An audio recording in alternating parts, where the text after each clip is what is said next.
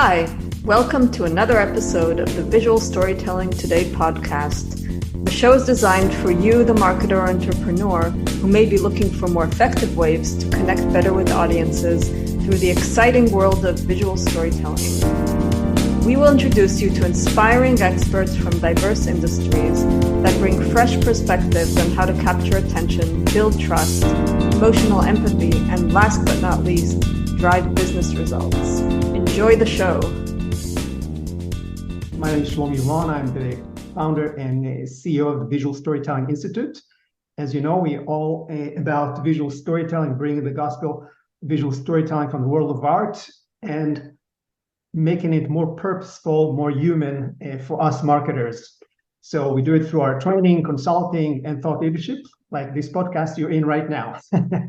So for today, what I want to talk about is the issue that I bet some of you already got hit in the past. And I'm talking about, cybersecurity, and more specifically, how to use visual storytelling to communicate cybersecurity threats. So, I just, before this, preparing for this show, I was just looking around for some of the latest stats, and it was mind-boggling. I saw that the global cybercrime cost is expected to grow 15% year over year for the next 5 years, and to be reaching $10.5 trillion by 2025. So we're talking about a massive amount of damage that's coming our way. And I bet you got those, phishing attempt in your email, to even calls on your phone that hit labeled spam. And now we have, in the past 6 months, the emergence of AI added another wrinkle to the mix. So to talk about all this fun stuff of cybersecurity and what it means for us marketers and how you can actually get prepared, I invited a great friend here based in Miami. His name is Reginald Andre, and he's the founder and CEO of the Arc Solvers. And in fact, his company, his IT and cybersecurity company, was named really as the leading IT and cybersecurity company in South Florida for the past 3 years, which is amazing. So with that, I'd like to welcome you to the show, Andre. Thank you so much for having me. Awesome. Yeah, so this has been on my mind as well. And, as I was telling you, I'm also actually running a cybersecurity internship right now with a student at MDC, the Miami-Dade College. So I thought this could be a nice opportunity to dig deeper with your expertise. But before we do that, maybe if you can share your backstory, how you got started interested in IT, cybersecurity. Yeah, absolutely. Do you remember the store CompUSA? Yeah, of course. Yeah, so CompUSA, for those of you that may not know, it's kind of like what today's modern version of a Best Buy. They sell computers, TVs, and all sorts of gadgets. And one day I was working at CompUSA. I was about 19 years old, and this guy comes in and he buys shopping cart after shopping cart after shopping cart full of items. And at the end of the sale, he asked me like, "Hey, I'm going to set this up. I don't know how to set up technology." And and at the time, CompUSA didn't have like the Geek Squad, which is what Best Buy has, where they come to your house and set up everything. So he asked if I can go to his house, and I said, sure. I would always do work for my friends and family. And he gave me his address, and he asked me to come on a Saturday and to get everything set up. So come that Saturday, I put the address in the GPS, and it said 400 Alton Road. Yes, and I grew up. You remember the address? That's amazing. Oh yeah. And I grew up in Miami Gardens, and if you're not from Miami, that's not the best part at the time of South Florida. And Miami Beach, I had never been. Here I am, 19 years old. For the most part, I've lived here my entire life, and I had never been to Miami Beach. So I can remember driving on the causeway and seeing the boats and the cruises and the palm trees and the girls. And I'm like, wow, this is what I used to see on TV, but I had never been to Miami Beach and to this address here. So I go to his, he lives in a high-rise condominium. He's on the 15th floor overlooking the marina. beautiful. I set up his computers, and from there, a few of his friends comes in and says, "Wow, who set this up for you, Andre?" And they said Andre did. And from there, I went to his friends, and in a period of about 6 months, the guy that I met at CompUSA is sending me to all of his friends to set up their computers and things like that. And 6 months later, he calls me and says, "Hey, Andre, I'm really excited about what you've been doing for my friends. You're a hard worker, diligent. They're ecstatic about your service. I didn't tell you this, but I'm a retired 41-year-old multi-millionaire. I just moved from New York. Wow. Yeah, and I want to start a business with you. Whatever you're making at CompUSA, I was making about $11 an hour. Whatever you're making at CompUSA, I'm gonna double it. I know you're going to school to become a English teacher, but I want you to slow down on school and let's start a business together." It's amazing. It's like a Cinderella story, pretty much. You started by goodwill, and you do a great job. You show value, and people react to that. Absolutely. Yeah. So I went to my mom. She's a first generation Haitian American. She came here with literally nothing on her back. And when I told her this opportunity, she was like, "Andre, this is why I came to this country. This is the American dream. Do it." And so I did it. And 9 years later, we're the kings of South Beach. Everybody knows us. We're making over $1 million in sales. We have 9 employees. And but there was one thing that bothered me a little, and it was the fact that my business card says vice president, my email address said managing partner, but there was never anything in writing with the guy I originally met at CompUSA, which is now my boss. And so I went to him, and he said, "Yeah, and you know what? Yeah, let's go ahead and make this a real partnership. We'll put something in writing." Right. And he said, "Give him a couple of months." A couple of months came by, and he asked me to come into his office. And he said, "I'm sorry, but I'm gonna have to let you go." Oh, wow. That's what I said. This is kind of a twist in the story, unexpectedly, huh? Yes. 9 years, 7 days a week, working 18-hour shifts, busting my butt to build this business. And he lets me go. Wow. We call it, by the way, storytelling, we call it a full start story structure. When you started by a Cinderella story, it looks everything rosy, amazing, but then there's a twist to the negative side that you didn't expect. Yeah. And I remember I'm in the garage of the building, and I'm like, what am I going to do? I was making a lot of money, but this was 2009. This was rock and roll. You were making a lot of money, but you were spending it at the same time. And I remember the quote from Rocky that says, "It's not how hard you get hit, it's how you get back up." Yeah.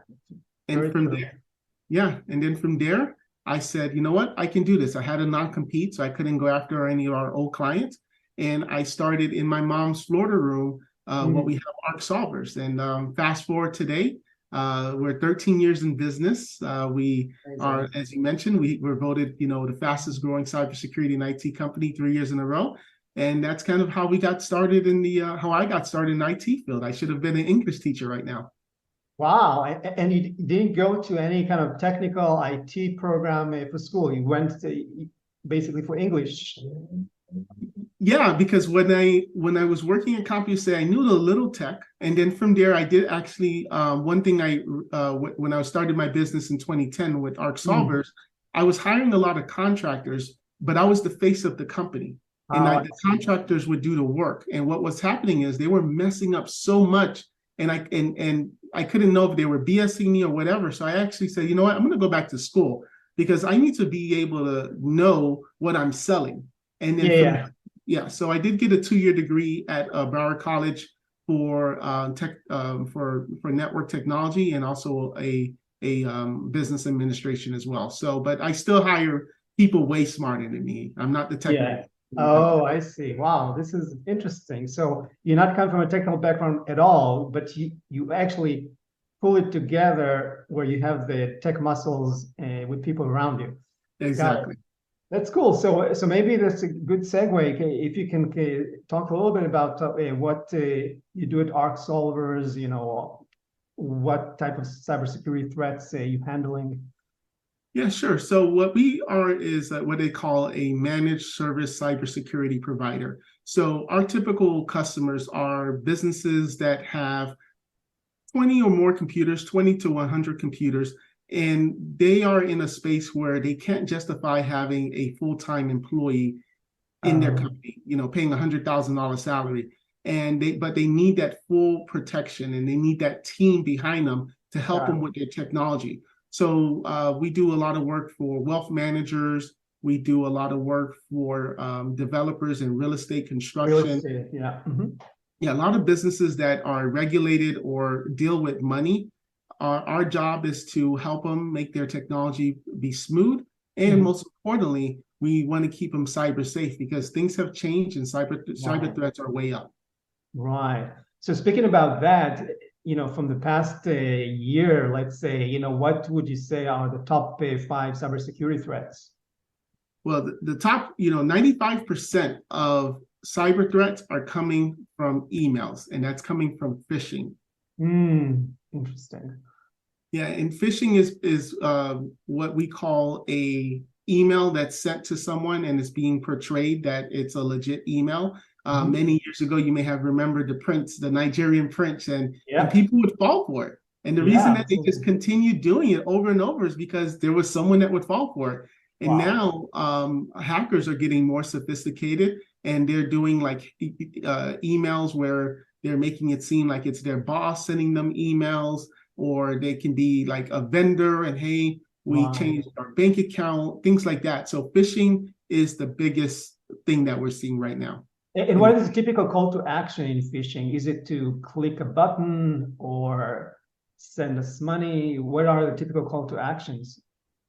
Usually what they want you to do is to click on the email, which is going to now go to like a fake Google page or a fake Microsoft page, and then have the person enter their email address and their password. Because what they really want is your information. They want to get into your emails to see what type of business you have, what type of money you're dealing with, do you have client information on it, etc.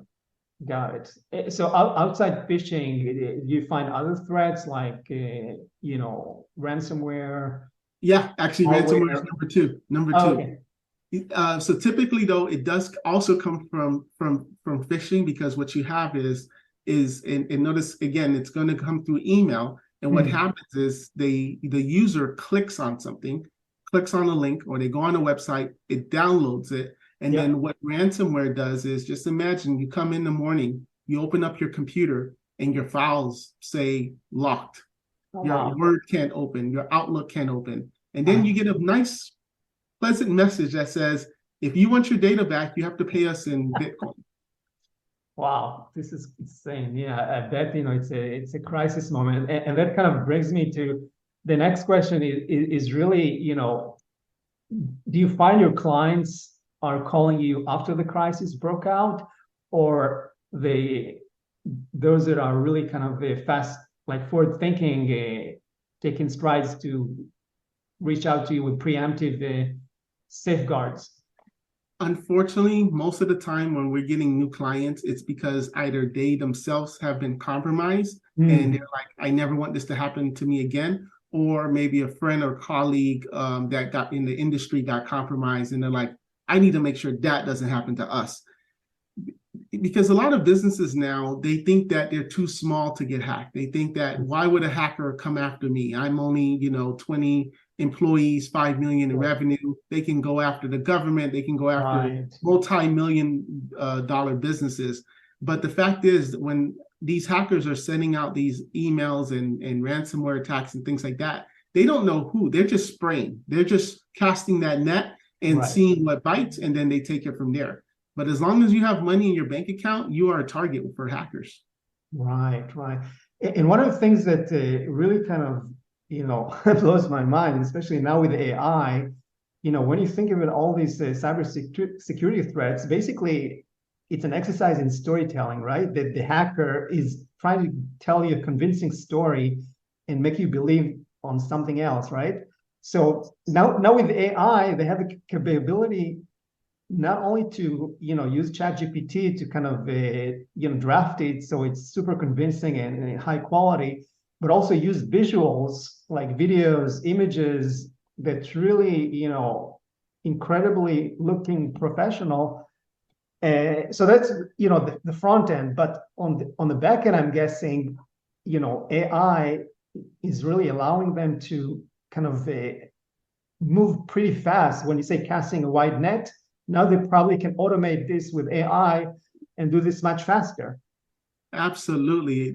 I always say the Nigerian prince knew how to spell correctly, he would get even more people. So what the hackers are doing, because a lot of times these are either robots or these are people in other countries. You could have India, China, Iran, and what they're now doing is they're reading the emails, copying that information, putting it into GPT and other places, and they're, like you just said, write me a convincing response to this, whatever. And we're seeing dead on things that if you're not protected, if you don't have the right protections, and I have an example I can give, it's really convincing.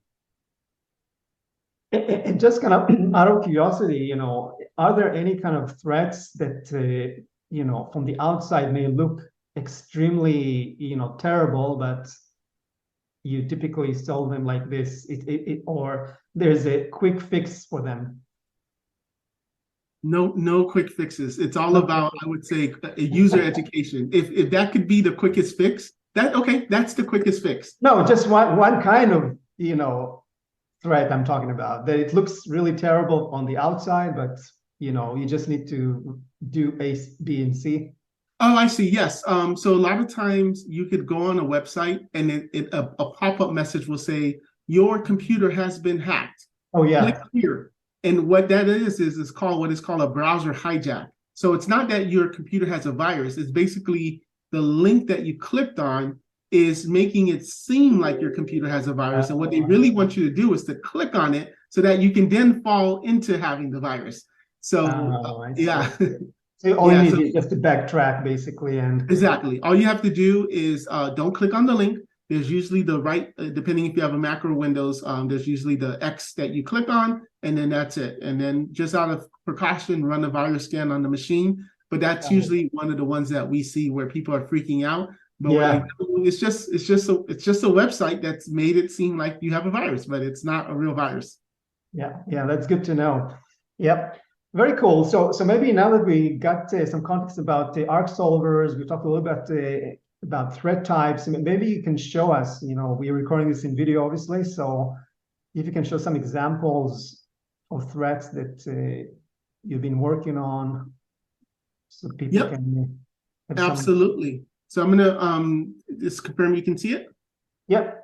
Awesome. So here we have one of our clients, and their name is actually Harry Cadiz, and they have our cybersecurity protection. So I always say with cybersecurity, it's not one thing you do. It's not that you install a firewall and you're okay. It's not that you install an antivirus and you're okay. You have to put layers and layers and layers of protection. So in this case, we have a very robust spam filter. And one of Harry's the owner, one of Harry's employees received this email. And here you can see that it's coming from Harry going to Fernando, but the display name shows the correct person's name. But then when you look at the email, and sometimes this is hidden depending on how you have your Outlook set up, you don't actually see the email. All you just see is the full name. And it says, "Hi, good morning. How was your night? I hope you slept well." Right. So using the AI, what's going to happen, and this is now automated, there's bots for this, is let's just say Fernando thought it was Harry. Oh, okay. Harry wants to know how I was doing. He would respond. And based on that response, the AI would automatically generate a follow-up. And then from there, eventually what probably would have happened is that this fake Harry would have then asked Fernando to like, hey, I need the password to this, or I need to make a payment, but I can't right now. Can you just go ahead and use your credit card and I'll pay you back when I see you, or whatever that spam is. But this is the beginning. This is the beginning of how it starts. That's insane. Yeah. So this spam protection, to me, it's like the equivalent of the bogus calls that you get, and you get the spam notification. So these days, I don't pick up my phone anymore, almost, because you get so many spam. It's insane, unless it's from someone that I know. So exactly. Yeah. Yeah, and you also mentioned that you had another example where another client faced with the issue of accessing their database, right? Yeah, so we had a few. So I'm gonna go ahead and share it here. Yeah. All right. So this is another one where we had a client and all of a sudden we're getting alerts because and they're here in South Florida and we're getting alerts because someone is trying to access their data. Someone is trying to access their Microsoft.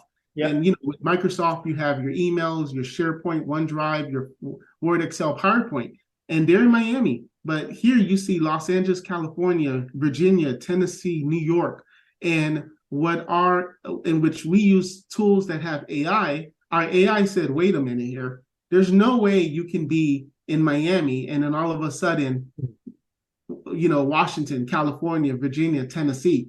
And then it alerted us about this. And then with the systems that we have, it automatically disconnected the account and blocked the account until we can investigate on this further. Got it. Got it. Wow, this is insane. Yeah. So I'm kind of curious because I remember, from the 90s, everybody installed Norton antivirus, and there was a bunch of brands. Are they still useful, or we passed by them by now? Yeah. Those are, maybe for your home computer, that's great. But for your business, you need something more comprehensive, because what I always say is that's, again, going back to that layer. If your antivirus is just basically getting a pounding, there's someone trying to hack, there's someone trying to knock on the door, but your antivirus can't call the police, your antivirus can't call the dog, can't tell the owner, can't do anything. All it's going to do, and then eventually the door. It's a bouncer, basically, like in a bar, you have a bouncer, so you just bounce it, but that's it. That's all it does. Yes. And eventually the bouncer goes to his knees, and now everybody goes in and tramples him. So with advanced antivirus, what it does is, okay, antivirus needs help. Firewall, come on in, block it your way. Windows, we need to lock you down. Call ARC solvers, like all of these different things, like a little movie storytelling, but it's like, all of these things happen. And that's what a business needs these days. Not just that, okay, I have a Norton or McAfee and I'm okay. No, you're not. I see. It's like a chain reaction that needs to happen. Yes. Yeah, got it. So what kind of when you have client engage with you, what is the typical process? They have this huge fire, cybersecurity fire that they need to put out. So what is the process? How you really, in a typical threat, how do you handle it? Yeah, so usually I prefer to get clients when there's no fire. It's more like, hey, because those fires always seem to happen on holiday weekends, when like these crazy times. So typically when someone wants to do business with us, we do what is called a first time appointment. And to kind of open up the curtains below behind is like, we want to make sure it's a good fit for both. I see. Yeah. So once we kind of have like a virtual coffee, we make sure it's a good fit. And then from there, we ask some questions. I tell them my story, because the story that I mentioned at the beginning, I want to be relatable. Sure. I tell them, go on our social media, see what we're doing on our business page, on our LinkedIn page, so that you can see we are industry leaders. We're going to conferences. We have great team chemistry. We have vendor participations. Like, I want them to see, because I know they're going to be calling other people. And what I want them to do is I want them to go on Google, and I want them to say, wow, look at all of this that ARC solvers. Like third-party validation of your work, basically, from other sources. Yeah. Exactly. And I want them to see this is what ARC solvers is doing. And when they go to our competitors, then they're going to be like, man, this guy hasn't updated his Facebook page, his business Facebook page in years. Like, are they really still on top of things? And that's kind of like our angle when we try to acquire new clients. And then if it's a client that, it's a fire, hey, we have ransomware, we need your help. Then from there, we basically give them a nice bill or a nice estimate and say, well, in order to put out the fire, this is it. and then they go through their insurance companies and things like that for reimbursement. But yeah, usually for that, it's no negotiation. It's just, this is how much it is. Either you're going to buy it from me or you're going to buy it from somebody else, but this is the price. But is it typically just help me put the fire out, or help me put the fire out, but also I want to be on a maintenance program with you? Absolutely. Yeah. So it's both the remediation, what we call it. We find out how it happened. We give them back the story. We tell them, hey, on this date, this is when it happened, and someone clicked on this, and then from there they did this and this and this, and we help them dot the I's and things like that. And then from there, we then do an assessment of their systems and say, so this doesn't happen again. This is what we're recommending, and then it would be on an ongoing basis, because with cybersecurity, there's no such thing as set it and forget it. Right. It's constant monitoring. It's making sure everything is up to date, and there's nothing I can just install and be like, hey, all right, I'll see you in 3 months. Yeah, no, for sure. And then brings me to my next question about visual storytelling techniques that you use. But I'm going to address, what we just discussed a second ago. As you solve the problem and you move them to a more kind of ongoing program, and I really like the way you kind of described it, to tell them how the story came up. Because to me, that maybe open up another way for you to storytell to the employees, because sometimes it's really silly things that employee is doing that cause the problem. So are you involved in kind of the visual storytelling in the capacity of training, educating employees of your clients so they are more aware? Because yeah, absolutely. So that's part of my quoting process. And so when I'm doing a quote, I'm kind of like ripping, and it's easy. I just Google Cybersecurity Miami, or Cybersecurity Hack Miami, or Florida, and I'm ripping articles right off of the news. It's not hard. University of Miami got hacked about 3-4 months ago. Yep. FIU got hacked. Shen Medical, which is a big, it's not hard for me to sell it. It's more of, can the customer afford it, or do they want to pay for it? I'll show you a great example right now. Mm-hmm. This is something I use. We have a lot of clients that are high-end luxury condominiums. And this happened right here in January 2023. If you guys are familiar with Key Biscayne, which is about 20 minutes south of Miami. And this says, email fraud cost Key Biscayne Botanica condo $105,000. Wow. And what happened? Yeah. And what happened here was, it was a phishing email where the admin in the management office clicked on an email, put in their password for Microsoft. And then from there, the hacker saw that there was a quarterly payment every quarter going to a particular vendor. And what they then did is say, okay, well, if you're paying this vendor $105,000 every quarter, and the vendor name is abccompany.com, I'm going to create a new domain, and I'm going to call it ABC Company, but instead of the M, I'm going to make it an N, as in Nancy. Yeah. And then, so it's going to be, Joe at ABC Company with spelled incorrectly.com. And then I'm going to write to the admin at Botanica and say, hey, you always send us this, and using AI. Yeah. So that way the English can match, the language here in Miami, and say, you always pay us this $105,000. We're changing banks. This is the new routing and account information. And look here. So now you have a huge mess where they're now going to have to do a special assessment on this condominium because they didn't have the money in the reserves. And now they have to do a special assessment. And of course, the whole staff got fired. So you see, from this story, I'm getting that if there was enough training for employees, educating them on how to watch out from these things, you can really cut down, those crisis moments in a big way, right? Because most people don't know. So when you don't know, you click, you open. The majority of the reasons why the thing is, the majority of the reasons why clients get compromised is because of an employee. And it's kind of like, we ARC solvers or any IT company, we can set it up perfectly. Right. Everything. Exactly. Just takes that one click, that one mistake from the employee, and Yeah. it's like, that's it. You just let them in the front door. There's nothing else I can do. So do you have any kind of a product or service, say, that where you provide training for clients?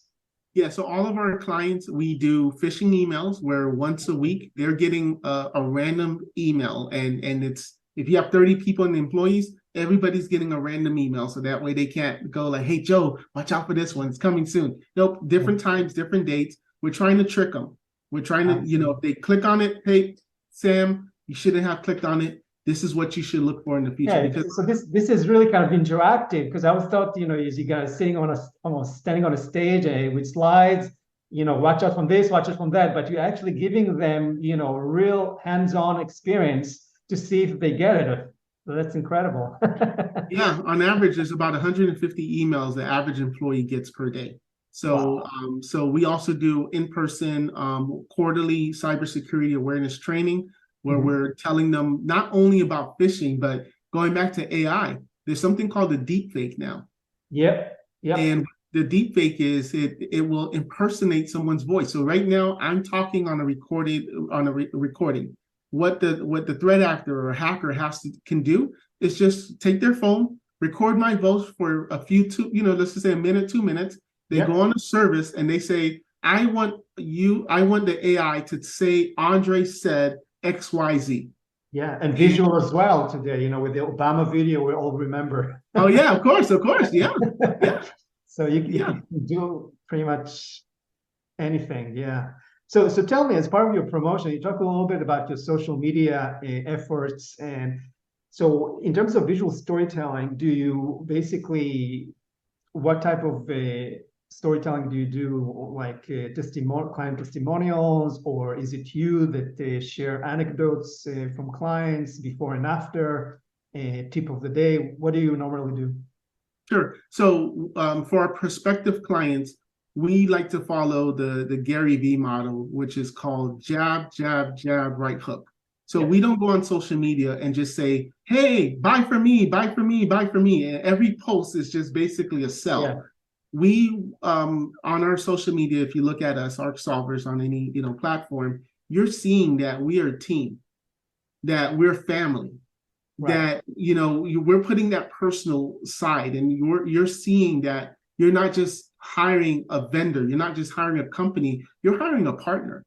You're going to know these people. These, on average, our average employees with us for 6 years now. So you're not just going to be a number. You're going to be family with us. You're sharing stories from like backstage of employees, parties, kind of special moments. Yep, absolutely. You'll see that we're having breakfast, and we're all remote, so we're not even always together. But you'll see us having breakfast together. You'll see me taking selfies with my team when we're doing a big project. Customer testimonials, as you said, when we're at a client's location. I'll just, my iPhone is pretty good quality, right? Our phones. Right. Hey, would you mind just me? And it doesn't have to be perfect. I've learned recently that, done is better than perfect. And I just do that, just do maybe an edit or not.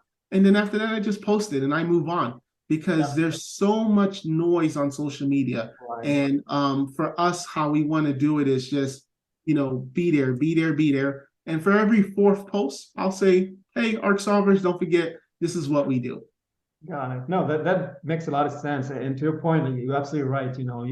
Sometimes you don't need to be super professional video content, rough on the edges. It's even better because it portrays you as a more authentic, and a real person actually took that video.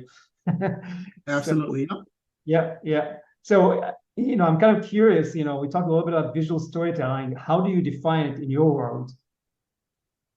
Yeah, so we're going to story. So when I'm talking to clients, I as you said, mentioned earlier, I have a little technical background, but I don't talk geek. The big words of all the technology, I understand it. But when I'm talking with my clients, I'm talking in English, just like how we're talking right now. I'll use the buzzwords. I'll use the words that you'll understand. And then from there, I just go back to stories. I don't, if I tell a customer, you need two-factor authentication, and we need to do it on everybody. The client's going to be like, what is two-factor? Why do I need it? But right if I over tell the head. exactly, yeah, right over, right? But if I tell the client, two-factor will help you prevent this, and we had a client, or here's a news story, and this is why having two-factor either saved this company or because they didn't have it, this is what happened then. And then from there, the customer is able to now take that into more of a personal level. They're probably able to now contemplate that into their business and be like, you know what, if that happened to me, yeah, we would be bad. So, okay, Andre, let's go ahead and do it. So I don't sell tech, I sell stories, I sell examples, and then either from there, they say yes or they say no. That's a perfect, actually, a point you're making, because a lot of people think of example as just a support crutches to prove a point, but in essence, examples, as you said it, they're actually stories. When you use an example, you basically tell a case study of the client and brings to life, the big message you're trying to make with the prospect. So definitely use examples as stories, because then whoever you're telling the story to can see themselves mirrored in the story. Yeah, the confused mind says no. Exactly. And I'm kind of curious, with your interaction with clients, what are the top kind of misconceptions that they come to you regarding cybersecurity? I would say that it's cheap. Oh, that is cheap. Okay, it's a cost. Okay. Yeah. A lot of because the thing is, our industry has matured a lot. Right. However, you still have what we call trunk slammers. Trunk slammers are the guys that just like, oh yeah, I'll just put Norton on your computer, or you have an Apple. And so our industry is not regulated. So, you have an attorney has to go and get the bar exam. But you right now can go to Office Depot, print out a business card or your home printer and just say, I'm an IT guy. And hey, you're an IT guy. Nobody's going to ask you any questions. You can go get your EIN and LLC. So that's been our biggest, for the more mature companies like us, that's always been the biggest breakthrough, is that we are competing with the guy who's the cousin that's going to FIU and knows a little about it, which is true. Anybody can add memory to the computer or fix your printer, make your computer go faster. But for cybersecurity, it's a different world. Right. And another type of cybersecurity people, I guess it's a bad character that turned good, especially, when we move up to a state level where they're dealing with the complex cybersecurity threats. I guess these are the bad guys that becomes collaborator all of a sudden. Yeah. There's been stories of that. Yeah. Cool. So we can't close here without talking about AI cybersecurity. What are your take about where we headed with this? The truth is we're screwed. Really? Yeah. No, for real. I mean, what I've seen now is if there's a vulnerability in the system, there's obviously GPT is the biggest one, but there's other ones. But now it can look at a code and find the vulnerability in the code. Then you can all in one platform for a subscription. This is like mind blowing. Yeah. You take that and then it said, okay, let's just say, for example, there's a vulnerability in Windows. Yep. I don't have to know code. All I just do is say, AI, find me this vulnerability. Okay, this is it. How do I break into, and you're writing this, how do I break into the vulnerability? Boom. Now you can go to another website that says, show me all the computers in the world that has this vulnerability. Because usually the vulnerability, if you're connected to the internet, then this website can see if you have that vulnerability. And then from there, you just take the IP address, you put that code towards that IP address, and because they don't have layer protections, they're in. And you're gonna tell me there's no safeguards that the OpenAI of the world placing when you ask him, this kind of questions? That's the thing, the big companies, the GPTs, yes, they are the Googles, but however, right now there's no regulation. There's Right. the government, and I'm, There's I also open source absolutely, AI, and that's the yeah. trouble where it's pretty much available to anybody. Yeah, exactly. Yeah. And then you can then from there take it and make it your own. And that's the issue that's happening right now, is that the government there's no rules to say this is illegal. And because it's technically not illegal, that what I just described you, I can do it right now. And until I get into someone's computer, that's the legal part. But all of this can be created. But if it was from the beginning, like saying, look, this can't be done, then Right. I think that would have been done. So, and we already know how Congress is right now. So I don't think that's not in the top of their list right now. Yeah, no, that's insane. That's insane. Especially when we heading into an election year in the next 16 months, it's going to be even much sooner than we think. Yeah. Yep. So, yeah.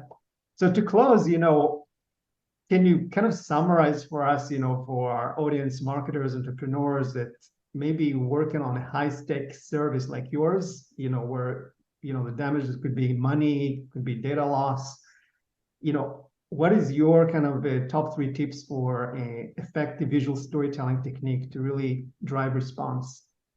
Yeah, sure. I always say, don't do death by PowerPoint. I use PowerPoint as a guide, as a visual, but especially in the world of Zoom and things like that, where people have 2 screens and they can be listening, but then like doing one of these things where they're listening. Right. So I always like to have conversations with the people and make it where every 10 minutes I'm stopping, making let's just say it's a 40-minute presentation where I'm making it interactive, where I'm stopping and I'm saying, okay, let me ask you a question, or ask posing questions where they have to answer. That way I can make sure that they're understanding and I'm not just going, slide by slide. Passive one-way communication. Yeah. Absolutely. Yep. And for me too, I'm now starting to try to do everything back in person. Interesting. The meetings that I've had in the last 2.5 years compared to the last 6 months, I would say the 6 months that I've been doing stuff back in person, it's just no comparison when you're eye to eye, shoulder to shoulder, drinking coffee with somebody.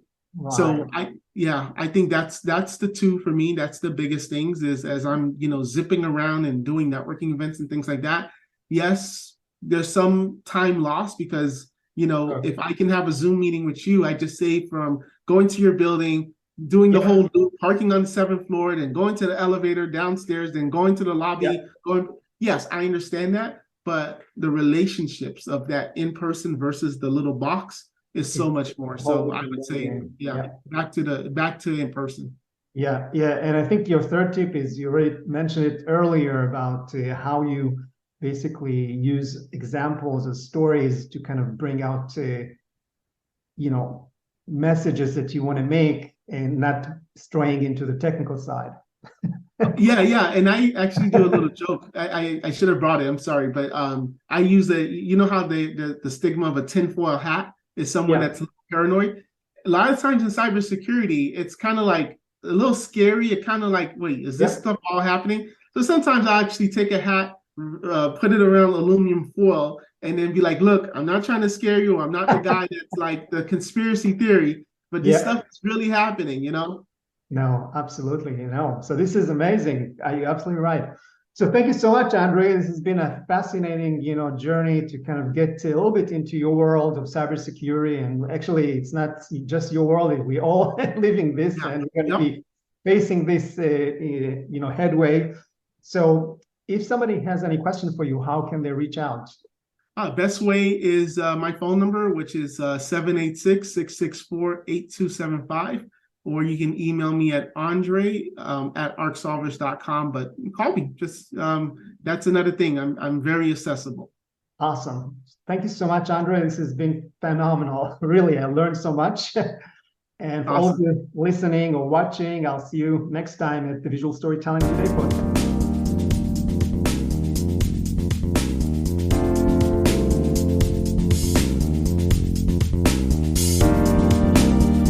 Visual Storytelling Today is recorded in Miami, Florida.